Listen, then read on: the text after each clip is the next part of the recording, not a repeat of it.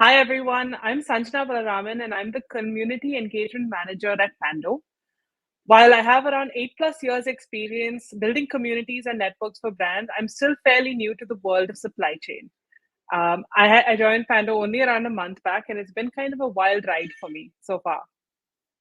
I'm happy to be hosting the second episode of Paving the Path, Pivotal Women of Supply Chain and IT, where we have fun, candid conversations with women leaders across organizations to understand how they've achieved success in their careers and what their journey looked like getting there.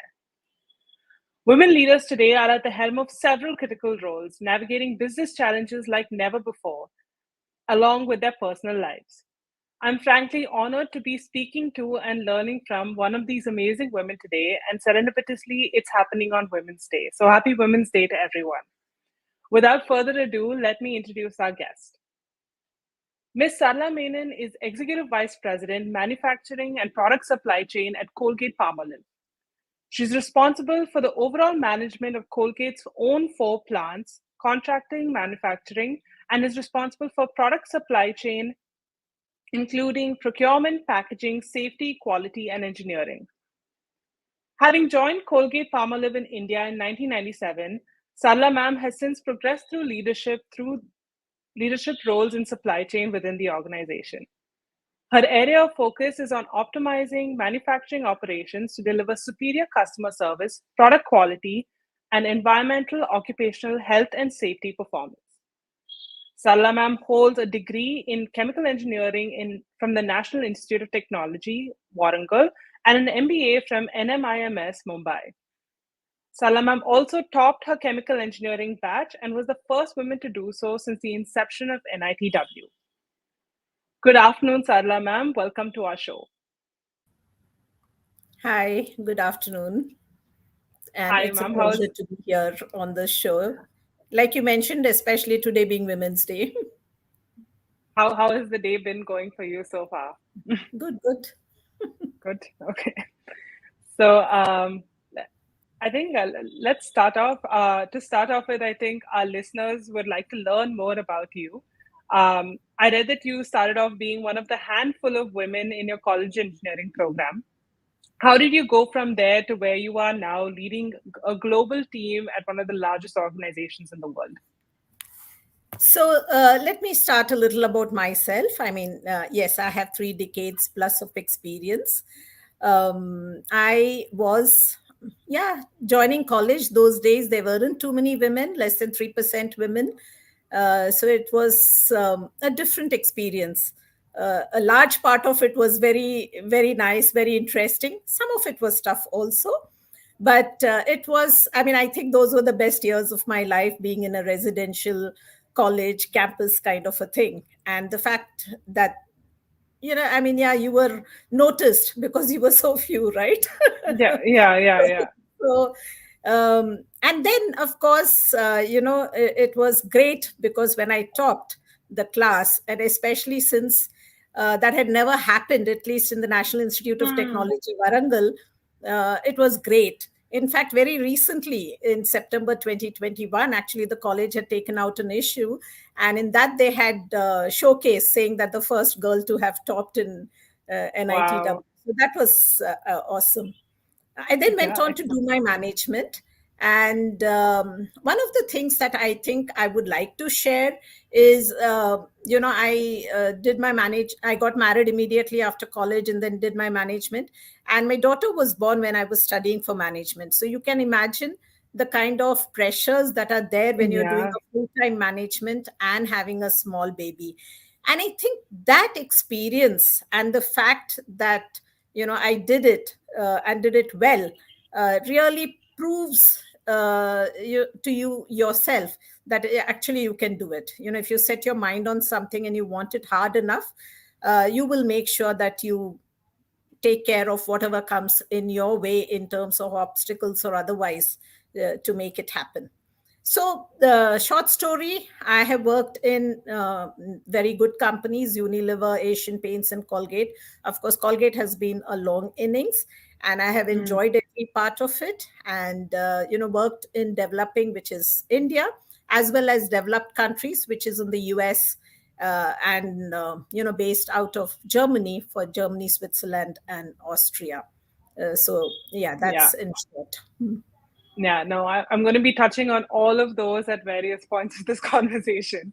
Yeah. Um, I think just as a follow-up question to that, last year actually on this same day, your company featured you on their social handles, and I think one of the questions they asked you was, "What is your superpower?"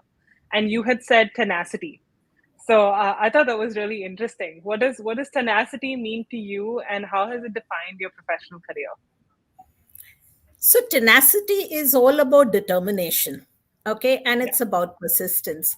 And I remember once we had this, one workshop where they asked everybody to compare you with a bird or an animal or something. And Hmm. when they came to me and they asked me, what do you think you would compare yourself to? And I said, I would compare myself to a sponge, okay, for two reasons. So you see the sponge, it sticks on in the to the rock or whatever. Doesn't matter if the currents are hard, if the currents are swift, it holds on. It is tenacious. And the Hmm. second thing is that when you say someone is like a sponge, is that the person is constantly wanting to learn. Okay, Yeah. so I think those are two qualities I think I'm very proud about.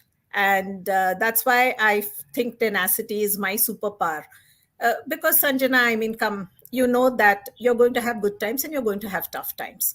And if you're Definitely. not going to be willing to face those head on and be determined that you're going to be overcoming them with the help of your own self and your teams around you, it's going to be very hard. So I think that's why I call it my superpower.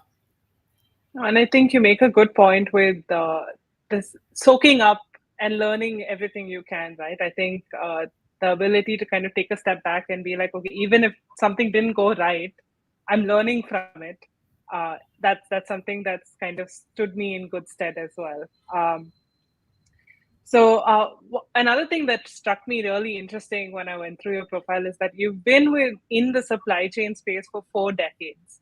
So someone like me, So I've not yet four.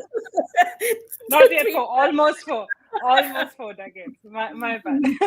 So for someone like me, within my first decade, I've been in 4 industries. So that I find that amazing, right? That you found something that you're so passionate about. So my question is, why supply chain? What kind of drew you to it, and what keeps you passionate? You talked about serendipity, okay? And I actually did my management in marketing. And when I joined Asian Okay. Paints, the point was that I had a small child, and they said, "Why don't you join in the materials function or the supply chain?" And then within a year or so, you go back to sales and marketing. And Hmm. Asian Paints is really at the forefront of what it does in supply chain. And I've just enjoyed supply chain. It's been so interesting throughout. And that's one reason that I have stuck to supply chain. The supply chain, the other thing is the supply chain is a very vast area, from Hmm. procurement to manufacturing to the demand part of it. I mean, it's huge. And for you to be able to handle all of that, it's very interesting, and you constantly have challenges. I mean, let's step back. Let's just look at, since the COVID pandemic has happened, many people Hmm. talking, I mean, world over, you keep hearing about supply chain constraints and supply chain issues, and it's headlining everywhere. To me, that itself gives us professionals in the supply chain a tremendous opportunity, an opportunity to make a difference, an opportunity where the sheer, because if you don't have products available, nothing else is going to matter. And so Hmm. to be able to do that despite all the things that are happening around the world is fascinating, and it's interesting. And the supply chain itself has changed so much. I mean, now with all the technology, the fact that we are getting into industry 4.0, it's really fascinating, and um, it's a great place to be in. Yeah, I think one of the interesting things I've found so far is you wouldn't think it is, but it's very relatable to real life. Like you don't realize how much of your life works within the supply chain space, right? ordering a new phone and getting it delivered on time, suddenly everyone is talking about how much it has to do with the supply chain. I find that quite interesting. And you kind of segued into my next question with your comment on technology. I think you've kind of, given the amount of time you've been in the space, you've kind of seen it go from a manual process to a more kind of digital approach. And what was that experience like for you? And how much of an difference do you see technology making in supply chain going forward? Actually, let me touch a little upon for supply chain. And since it's Women's Day, I wish there were more women joining into the supply chain. Okay.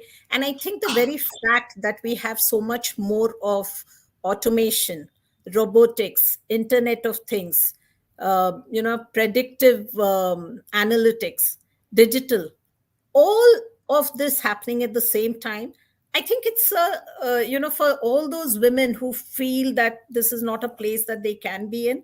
I think now it's so much more about automation, about like I said, digital analytics and everything. It's actually moved. If people thought it was more about brawn power, to actually more about brain power.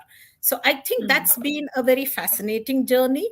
And the other thing for me, speaking as a woman, when I joined, the fact was that if I went to the factory, there were no toilets for women, right?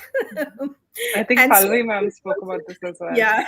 So if you go to the toilet, you had to have some colleague who had to shoo out everybody outside and, make sure that you could go. Today, I think companies are very, very open. And even in India, we are seeing that transition happening where people have understood the power of diversity, equity, and inclusion. And there's so much happening even in the infrastructure space to make some of these happen. So that I just wanted to touch upon that in terms of talking about how technology has changed things.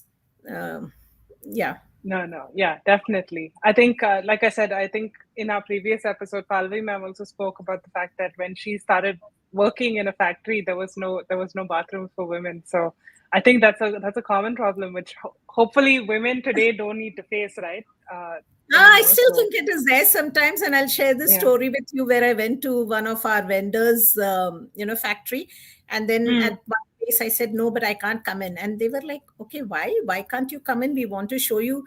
I said, "Look at the board on top. It said man entry." I said, "I can't come in." Oh my So God. yeah, Yeah. so it's Yeah. small I things mean, like that. yeah. And as a woman who's grown up in India myself, I kind of understand all of the social pressures that come from being a woman here and also trying to have a professional career, right? Where all the roles you have to play, mother, daughter, sister, wife, etc. And I've seen my mother juggle this as well. And I kind of want to understand, how have you balanced playing all of these roles with and still managed to achieve such a successful career? So, first, like I said, you need to be convinced yourself that you want to do it. Okay. And then once you do it, give it all. It is going to, I don't want to downplay it and say that, it is not hard. It is hard. At some points, especially, it is hard. Okay. Yeah. Especially when the kids are small. But what is important Mm. for you is to understand that you need your network around you, which is very supportive. And if that happens, I think you're able to make it. The second thing is you will need, at least I had to make choices. Okay, choices in terms of um, I said I'm mobile pretty late when, in 2014 I went and took up this assignment in US and then in Germany. Mm. So I think those are, sometimes you'll make your own choices, and especially double income with kids kind of a thing, that those choices are not going to always be easy. Okay. And this is Mm. not just true for me. I think I've seen lots of lots of women in Colgate itself, where, when they have had to move with their families, um, I guess one partner makes a choice. In my case, my family was here, I was moving around. So you will have Mm. to make those choices. You'll have to make those choices very consciously. And then, of course, when the children were small, you had to make, someday you had their parent teachers meet and someday you had important meetings, but every day is not a conflict. Okay. So you can prioritize. And I Yeah. really think A lot of times we overwhelm ourselves trying to say that, oh my God, how am I going to do it? But like I Yeah. said, every day is not about, conflicts between personal and professional. You decide what's more important on that particular day and you go after it. And you have to do it completely. People have to see that you're doing it, completely.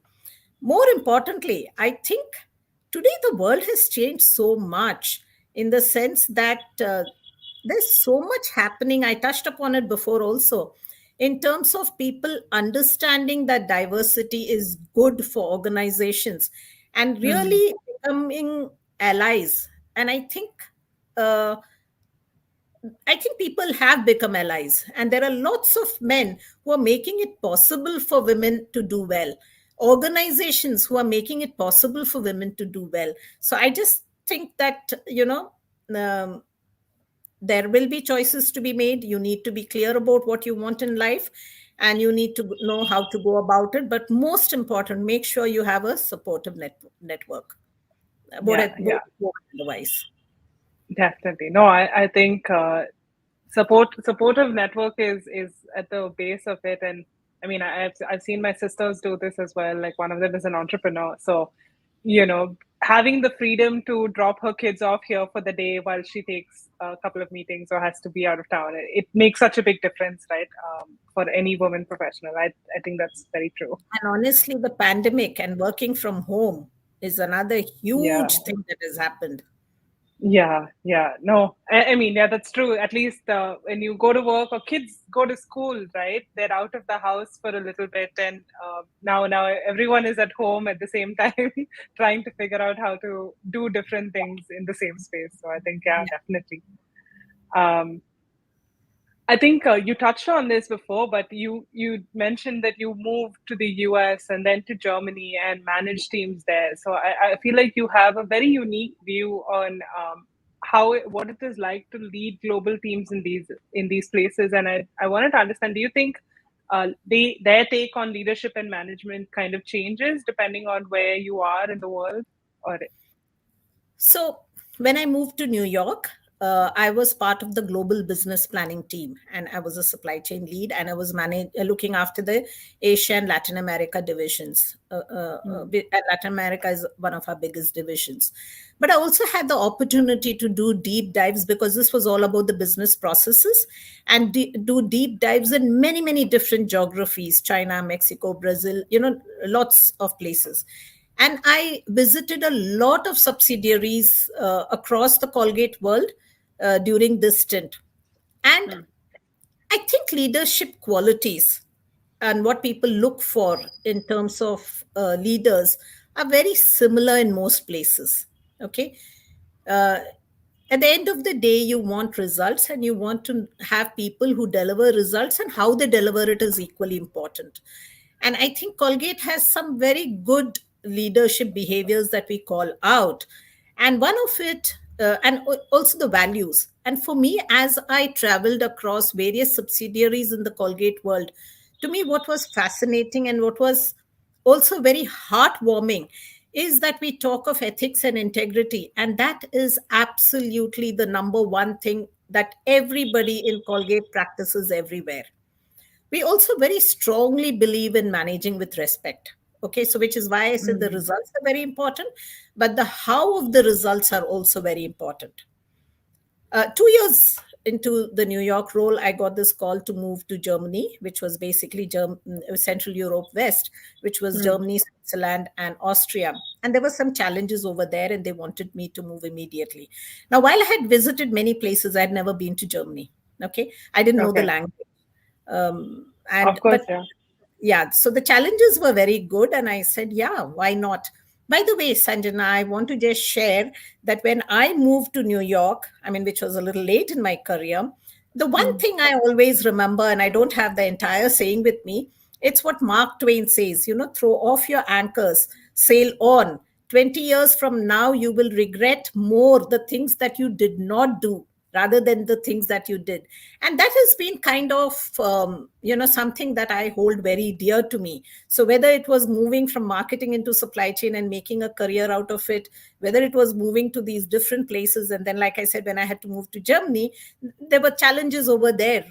But I spent 3 years over there, and it was such a fantastic experience, to be able to really do good work, become part of the team, leave behind a team which I feel very proud of, and Mm. really where we achieved together some of the best results that were there. And therefore, when people started calling it the poster child of Europe, you feel very good about it. Okay.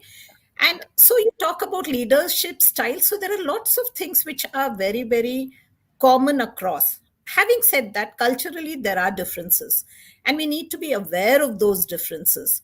So, like, for example, in Latin America, they're much more personal. They like that personal touch, and you need to Oh, remember that.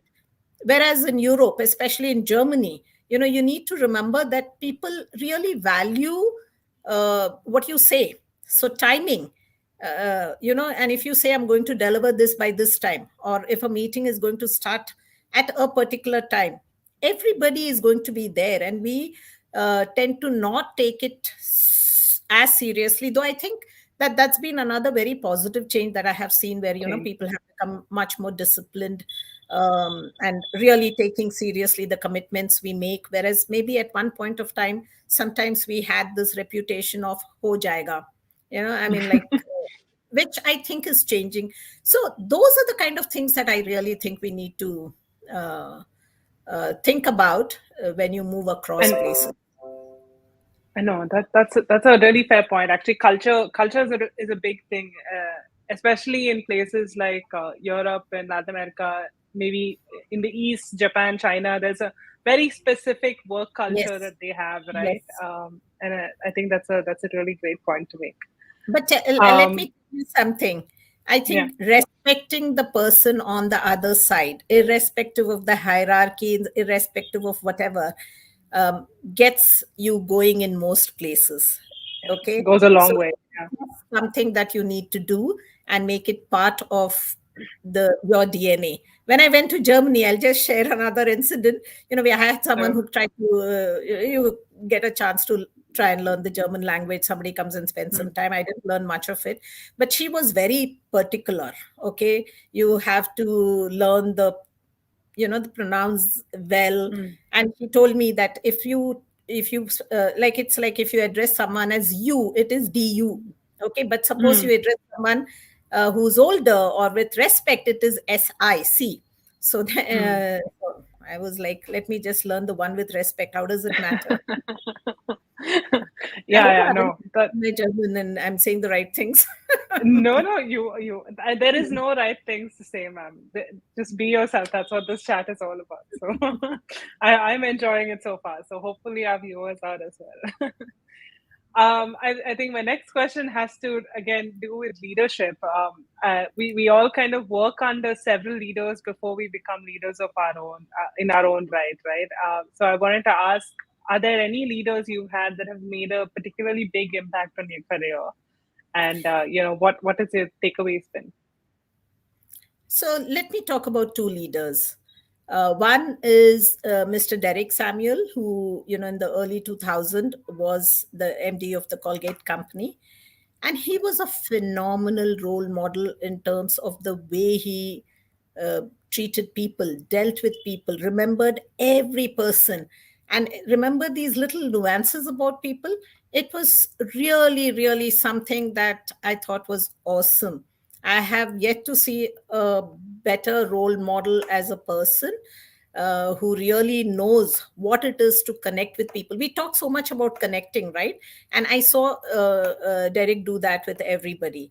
The second thing is that when he was here in 2000, I we didn't have any Indians, at least in Colgate, very few maybe, but maybe from outside, who were there in the global world. And I think he really put the Indian talent on the global map and told that, there's a lot going on over here. And today we have a lot of Indian talent in very senior positions across and being mobile. So I think that was something that I really looked up to him, in Mm, terms of the way he was so good with people. Okay. mm, The second leader I would like to talk about is Prabha Parmeshwaran. She is the Group President, Growth and Strategy, one of the senior most leaders in the Colgate world today, right up there. mm. And from her, I have really learned about focus, about strategy, and about complete focus and being very, very diligent about it. And I think when the other thing I have seen is, just the way, to me, that's what I take about Prabha, the way she exudes confidence in every meeting. So these are two role models or leaders that I have learned something from, that I wanted to share. Have you embodied some of these qualities yourself? Like, Thank you. yeah, no, I think that's the best we can all do, ma'am. I'm Yeah. sure. Yeah. Yeah. I think you touched on this a little bit earlier, but are there any specific challenges that you came across during your career? I know we touched on a bunch of them, the toilets and, the general, uh, the culture when you moved abroad, etc. But is there anything specific anything else you want to call out? So you will have challenges as part of your career. And if you've not Mm. had challenges, I first doubt that you won't have challenges. But second, I think that you really grow when you've had challenges. And I think as supply chain professionals, the COVID, the pandemic has really been a huge challenge. And initially, when the government suddenly decided to declare a lockdown in the end of March 2020, Mm.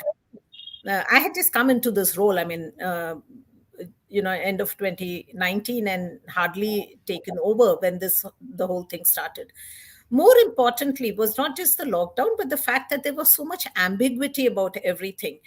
And I'm really very proud of the way the supply chain has stepped up, because in 2 months, 3 months' time, we did things that we had never attempted before.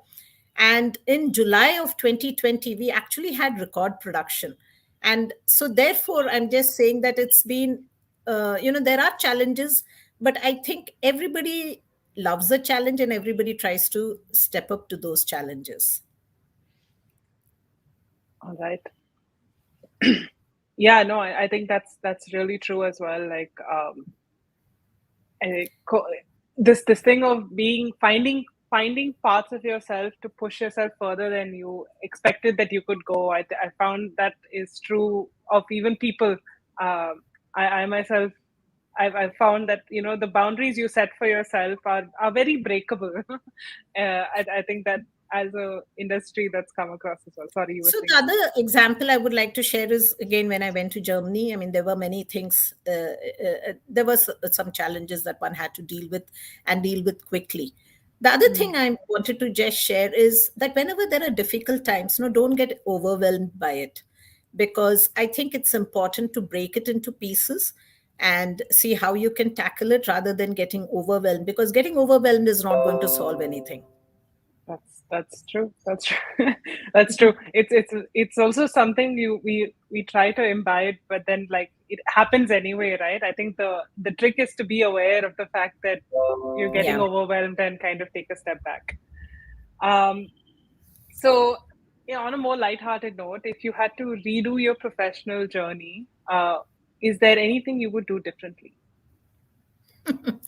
So I mentioned that it was serendipity that I moved from marketing into supply chain and stayed there. And so Yeah, yeah. sometimes I wonder, like, what would have happened if I stayed on in marketing, because I did marketing because I enjoyed it, right? Hmm. Then the other thing is, what would have happened if I had been mobile and I moved out early on rather than waited? Hmm. Because trust me, I think the experiences that you gain by being mobile and going into very different geographies just help you grow as a person. So Agree. maybe these are the two things that I thought about. But other than that, I think it's been a very interesting ride. Yeah, no, definitely travel, I think, makes huge difference. Just the kind of people you meet, you don't realize how similar we are to each other sometimes, but also how different when you go abroad. I think that's one thing I've also noticed. I think this is the next question actually came up during our interview with Pallavi ma'am as well, and I think it's that one of the biggest challenges as a leader is actually in hiring, right? Hiring good talent. So I wanted to ask, do you have any tips or tricks to share on how you go about the process? Any go-to interview questions you have to kind of judge the potential of a candidate? So, to me, there are a couple of things that the candidate needs to bring to the table. One is authenticity. And if I find that the person is using jargon or not being authentic for the sake of trying to make an impression, I kind of start having a few doubts. Hmm. Okay. The second is, I think, the pride in yourself. I think the pride that you have on whatever you've done and how you've done it needs to shine through in an interview. Okay. And the other thing that I look for is also having a point of view, because I think that's very important to be able to bring a point of view, even if you don't agree to whatever the person is saying. And especially in business situations, it's absolutely important that you bring a point of view where it is necessary, because then collectively you make a better decision. So that's something that I look. And I really look for passion and energy. So so that's something in the body language and the way people talk, everything. When I see that passion and energy, I know that this person is going to go far. Yeah, that sounds like a pretty good formula to keep up with. As a follow-up to that question, is there anyone on your team who you think kind of resembles you at that particular stage in your career? Yeah, when I see some people with a huge amount of passion and energy and wanting to change the world, I get excited. And I Wanting think, to change the world? yeah, I feel that maybe there's something, maybe there was something that I also wanted to do when I started out. Yeah. Yeah, yeah. No, that's great. I think we do have some questions from the audience, so maybe we can take that before I ask my final question. One, Shraddha has asked, have you faced any situation where you had a different opinion from your male peers, and how did you go about making your point? Shraddha, thank you for that question. Like I just mentioned, I think we're getting very overwhelmed by this fact that male peers and female peers and everything. And I think in our own minds, we need to start taking that off the table, especially because I said, I think there has been huge change in the way uh, that the India ecosystem has also developed. I mean, yes, you do have sometimes people who are more patriarchal, but I just think that, take it out of your mind first of all, that it's a male peer or a female peer. It's a point of Mm, view. Okay, and if you have a different point of view, I think you need to voice it. And I think you need to voice it and debate on the issue per se and not on the personalities involved. And I think that if you have a point of view backed by good logical thinking, and as to how it's going to make a difference to the organization, I think you'll have people who will buy into it. So to me, it's yeah, about the issue and not about personalities. It's not about male or female. It's just about how you handle the situation and how do you make sure that you're bringing your point of view and talking about it, and where the other side sees that this is what's best for the organization. And sometimes maybe what you're bringing to the table may not be the best, in which case you also need to be open to a different point of view.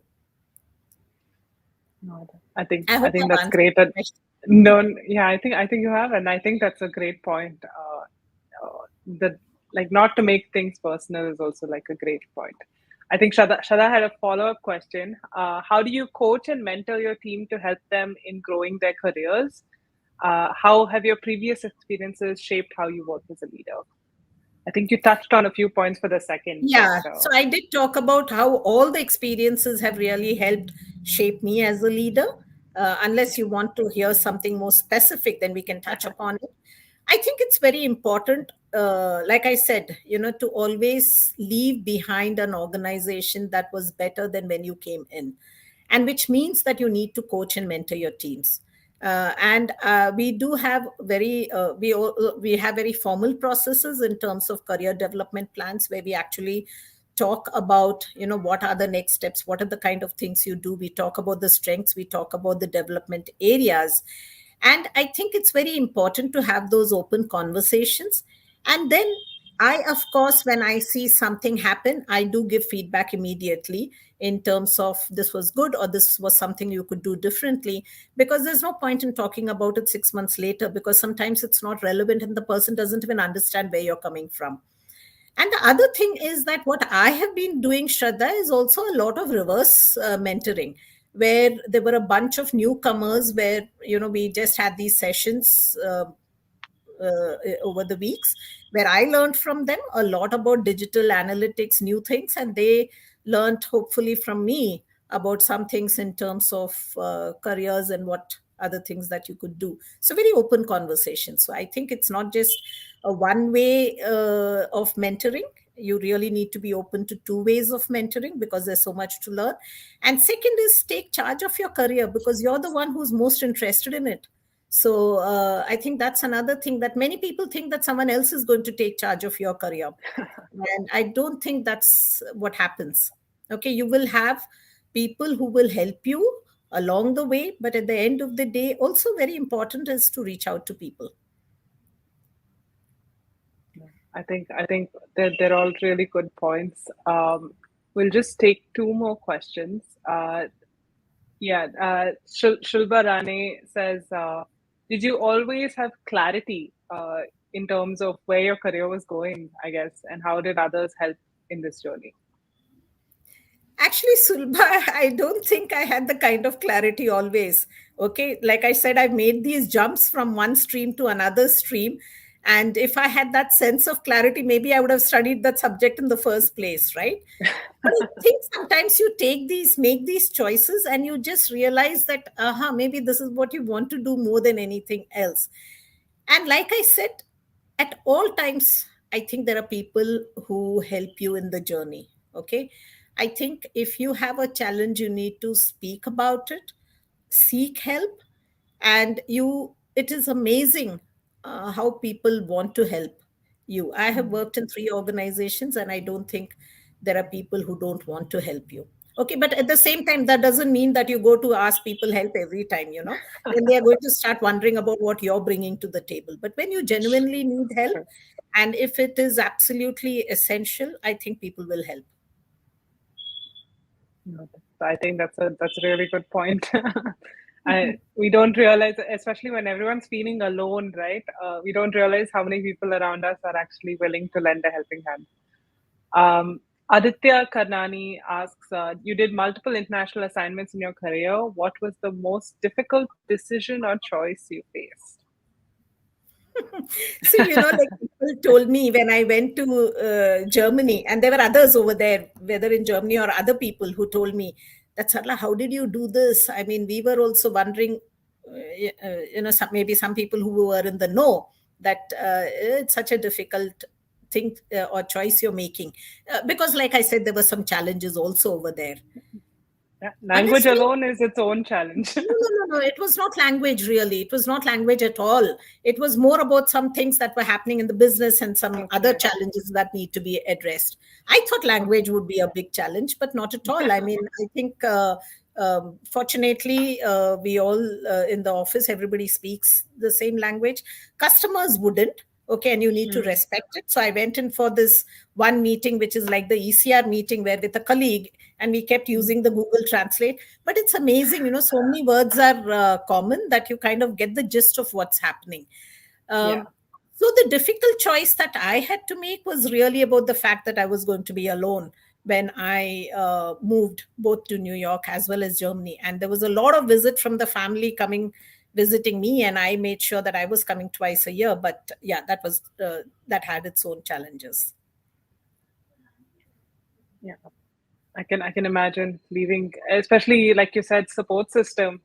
Leaving that support system and going somewhere. I can imagine the kind of Yeah, thoughts that you must have had before you went. the one good thing that I learned was becoming independent and doing things myself.